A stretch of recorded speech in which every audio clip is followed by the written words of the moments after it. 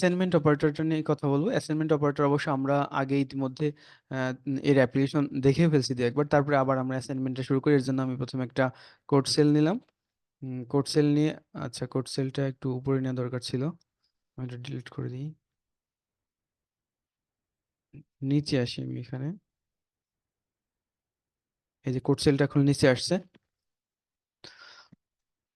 Assignment operator কিচ্ছু না, just আমরা তো ভেরিয়েবল নিয়ে আলোচনা করছি যে এক্স যদি আমার একটা ভেরিয়েবল হয়, বা যদি আর ও ডবল রোল একটা ভেরিয়েবল হয়, তাহলে এর ভিতরে আমি দিলাম 12। তার মানে কি 12 ভ্যালুটা এই রোলের মধ্যে আছে।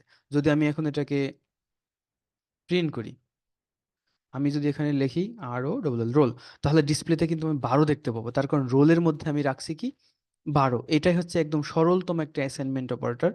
এই যে এটা অ্যাসাইন ইকুয়াল সাইন, এই ইকুয়াল সাইন দিয়ে বোঝানো হয়েছে আমার রোলের মধ্যে 12 রাখা হবে। আমি যদি প্রিন্ট দিই, দেখেন এখানে 12 চলে আসছে। এখন তারপর প্লাস, তারপরে দিয়ে ইকুয়াল আছে। আমরা যদি এরকম করতে চাই যে রোল ইকুয়াল টু রোলের আগের যে ভ্যালুটা ছিল, রোল প্লাস 3, মানে আমি বলতে চাচ্ছি যে রোলের ভিতরে আগে ছিল 12, সেই 12-র সাথে 3 যোগ হয়ে 15 হবে, এই 15টা আবার এই রোলের মধ্যেই রাখা হবে। যদি আমরা এখন রান করে দেখি, যেখানে কিন্তু 15 আসছে। তো এই যে আমার যে কাজটা, যে roll equal to roll plus 3, এই কাজটা একটু সংক্ষেপে করা যায়, যেটাকে শর্ট হ্যান্ড অপারেটর বলতেছে। তো আমি এটাকে একটু কমেন্ট করে রাখি। এখানে আমি লিখলাম রোল প্লাস ইকুয়াল 3। আমাদের আগের যে কাজটা roll equal to roll plus 3, এই কাজটাকে সংক্ষেপে লেখা যায় রোল প্লাস ইকুয়াল 3। মানে এই রোলের সাথে প্রথমে 3 যোগ হয়ে যে যোগফলটা হবে, সেই যোগফলটা আবার এই রোলের মধ্যেই জমা হবে। আমরা যদি এখানে রান করি, দেখেন আমার আউটপুটের কোনো পরিবর্তন নাই, 15ই কিন্তু আসছে।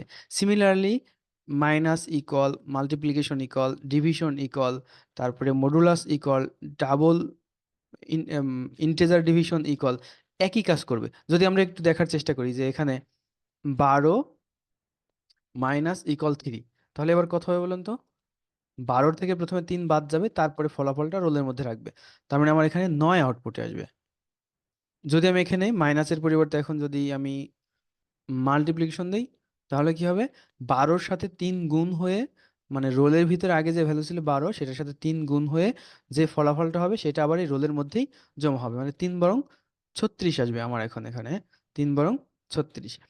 এরপরে ভাগ, বুঝতেই পারছেন যে ডিভিশন, মডুলাস একই অবস্থায় আসবে। আমরা যদি একটু মডুলাসটা দিয়ে দেখি, মডুলাসটা যদি দিই, তার মানে কি 3 দিয়ে 12-রে ভাগ করলে যে ভাগ শেষ থাকে, সেটা আমার এখানে আসবে।